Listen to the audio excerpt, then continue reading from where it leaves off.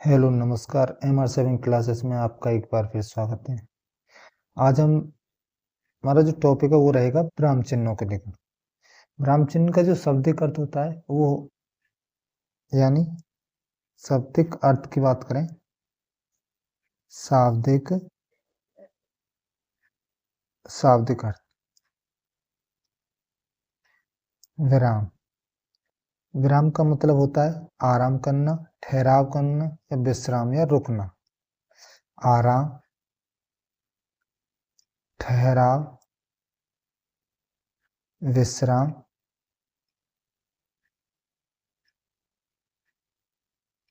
या रुकना। और चिन्ह का मतलब होता है प्रतीक, निशान, पहचान, संकेत। ये होते हैं चिन्ह का मतलब। प्रतीक,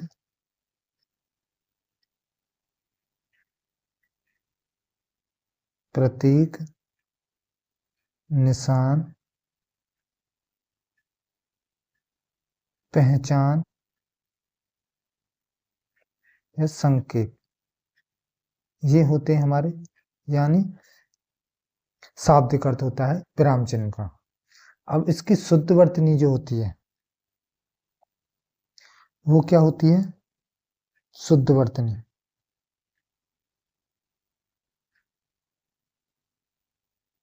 शुद्ध वर्तनी विराम जो चिन्ह है, अगर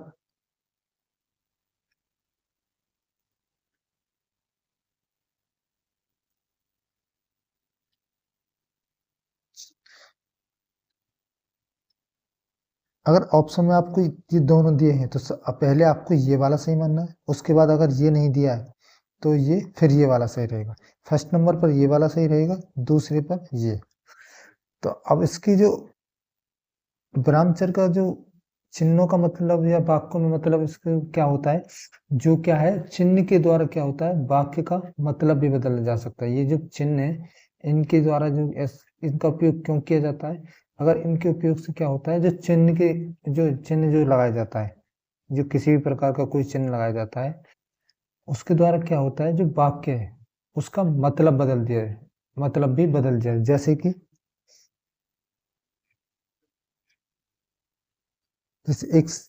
एक वाक्य लेते हैं, रोको मत जाने दो।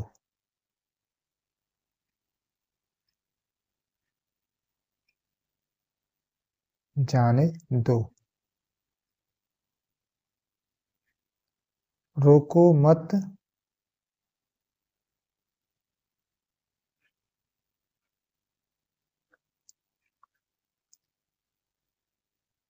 जाने दो। दोनों जो हमारे जो क्या है, इसमें क्या है, इसमें जो जाने वाला है उसके लिए क्या किया गया, मना किया गया है यहाँ पर, यहाँ कहीं, यानी उसको जाने नहीं देने के लिए कहा गया है। और इस बार इसमें क्या है, इस दूसरा वाला जो है इसमें कहा गया है कि उसको रोको मत जाने दो, यानी उसको जाने के लिए कहा गया है। यानी इस चिन्ह की वजह से क्या हुआ है, जो हमारा वाक्य है उसका भी मतलब बदल दिया जाता है। किसके कारण? चिन्ह के द्वारा। तो इसमें लिखेंगे चिन्ह का उपयोग वहां होता है, चिन्ह के द्वारा, चिन्ह के द्वारा वाक्य का मतलब भी बदल जाता है।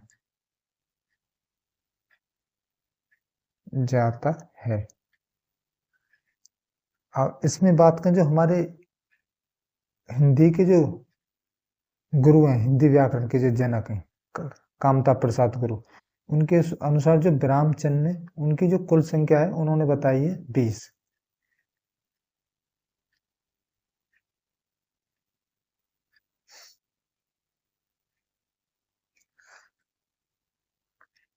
कामता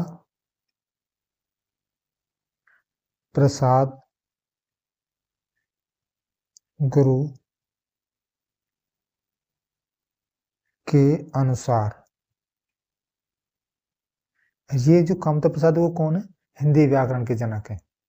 के अनुसार विराम चिन्ह की कुल संख्या कितनी है? वो है 20। सबसे पहले लेते हैं पहला विराम चिन्ह यानी अल्प विराम। अल्प विराम, उसका जो चिन्ह है वो क्या होता है? ये वाला अल्प विराम। दूसरा है अर्ध विराम। अर्ध विराम, उसका होता है ये वाला चिन्ह। एक होता है अपूर्ण विराम। अपूर्ण विराम, उसके चिन्ह की बात करें तो उसके चिन्ह होते हैं ये, यानी इसको अपूर्ण विराम को उपविराम भी बोला जाता है। उपविराम चिन्ह किसको कहा जाता है? अपूर्ण विराम को। चौथा विराम की बात करें, चौथा होता है पूर्ण विराम। पूर्ण विराम, उसके चिन्ह की बात करें तो ये या ये वाला होता है। पांचवा विराम है हमारा योजक चिन्ह। योजक चिन्ह, उसका जो चिन्ह है वो क्या होता है? ये वाला।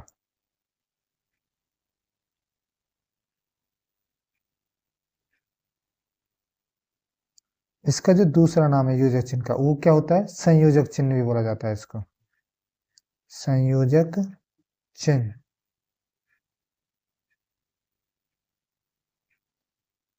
छठे चिन्ह की बात करें, निर्देशन चिन्ह। निर्देशन चिन्ह,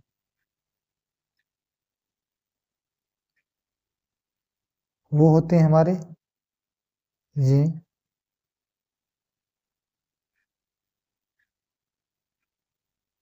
ये होते हैं हमारे निर्देशन चिन्ह या निर्देश चिन्ह।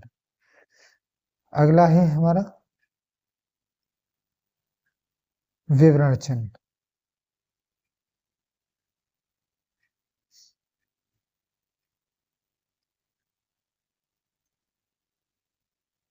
विवरण चिन्ह होता है ये। आठवां है लोप चिन्ह।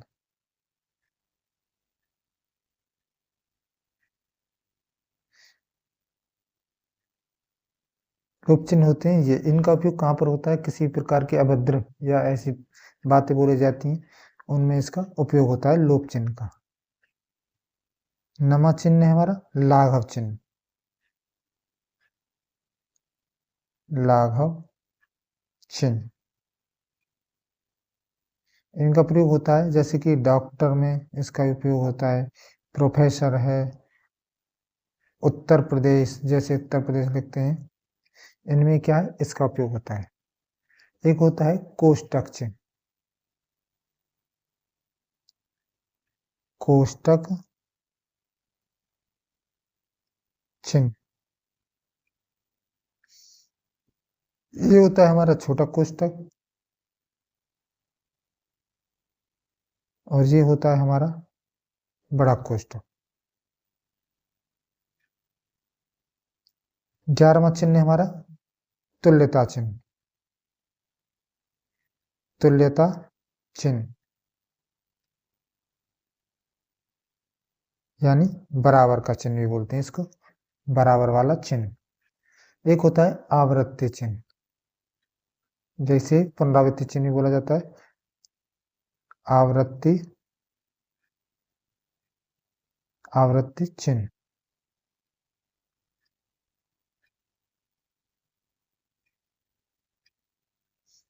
या इसको बोलते हैं पुनरावृत्ति। पुनरावृत्ति चिन्ह,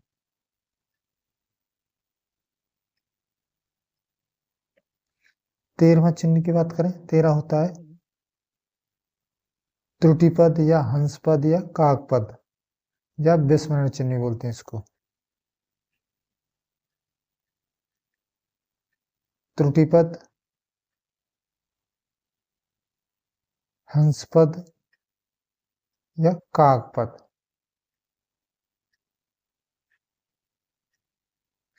वो कौन से होते हैं?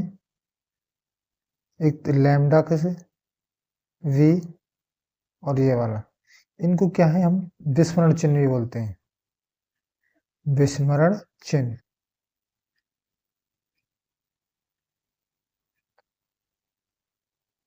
14 चिन्ह की बात करें, वो होता है अवतरण या उद्धरण चिन्ह।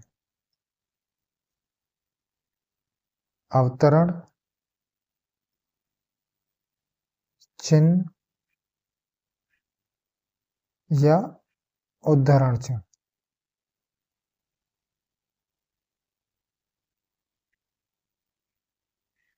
एक इसमें दो दो होते हैं, एक होता है एकहरा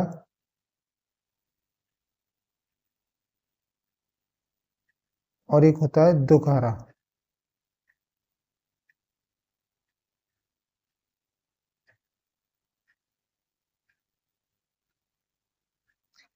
अगला है हमारा रिक्त स्थान चिन्ह।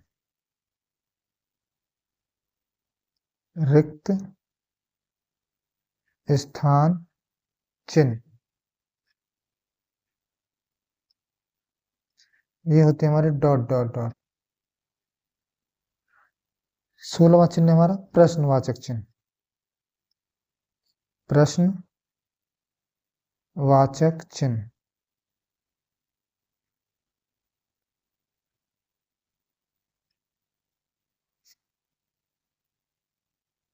ये होता है हमारा प्रश्नवाचक चिन्ह। 17वें चिन्ह की बात करें, वो होता है विस्मयबोधक। विस्मय बोधक चिन्ह,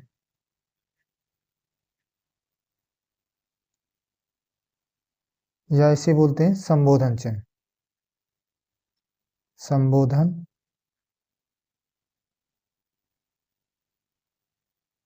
संबोधन बोधन चिन्ह।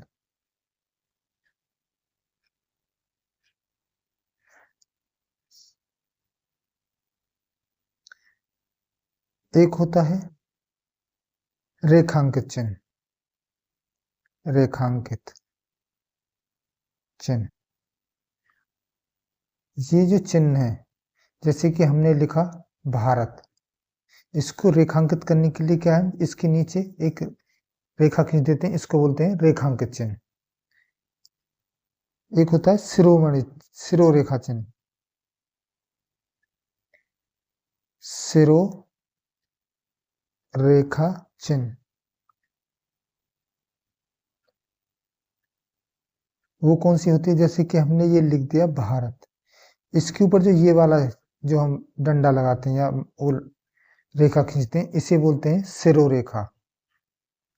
20वां जो हमारा कामता प्रसाद के अनुसार जो हमारा जो लास्ट चिन्ह है, वो है अर्धचंद्र बिंदु से।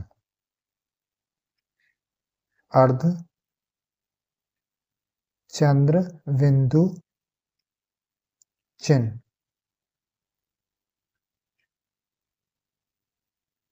यानी ये, इनसे जो बने शब्द होते हैं वो क्या होते हैं, तद्भव शब्द होते हैं। तद्भव शब्द। अगले चिन्ह की बात करें, जो तत्समों में जो चिन्ह है, वो जो तत्सम शब्दों में यूज होते हैं उनके बारे में। तत्सम शब्द, तत्सम शब्दों में कौन कौन से यूज होते हैं? अनुस्वार चिन्ह। अनुस्वार चिन्ह, वो कौन सा होता है? ये वाला। एक होता है विसर्ग चिन्ह। विसर्ग चिन्ह, विसर्ग चिन्ह ये होते हैं। एक होता है हलंत। हलंत चिन्ह, वो ये वाला होता है, जैसे कि अगला है हमारा अर्धचंद्र बिंदु चिन्ह। अर्धचंद्र चिन्ह, अर्धचंद्र चिन्ह वो होता है ये। और जो चंद्र बिंदु चिन्ह होता है वो होती है इसमें बिंदी जो होती है, ये खाली क्या होता है, अर्धचंद्र चिन्ह होता है। और ये जो यूज होता है ये होता है अंग्रेजी के शब्दों के लिए। ये जो तीन होते हैं ये होते हैं तत्सम शब्दों में, ये होते हैं अंग्रेजी के शब्द में, अंग्रेजी के शब्द में। अब एक होते हैं नुक्ता चिन्ह, जिन्हें बिंदु तल चिन्ह बोलते हैं, उनका उपयोग होता है उर्दू के शब्दों में। नुक्ता या बोल सकते हैं बिंदु तल चिन्ह। जैसे कि कौन कौन से होते हैं, का, खा, गा, जा और फा। ये क्या होते हैं, ये होते हैं उर्दू के शब्द में, उर्दू के शब्द। तो इस वीडियो में हम इतना ही बात करते हैं। तो अब जो नेक्स्ट वीडियो उसमें हम क्या करेंगे, जो इनका उपयोग है वो कहाँ कहाँ होता है उनके बारे में। तो मिलते हैं नेक्स्ट वीडियो में, तब तक के लिए देखते रहिए MR7 क्लासेस।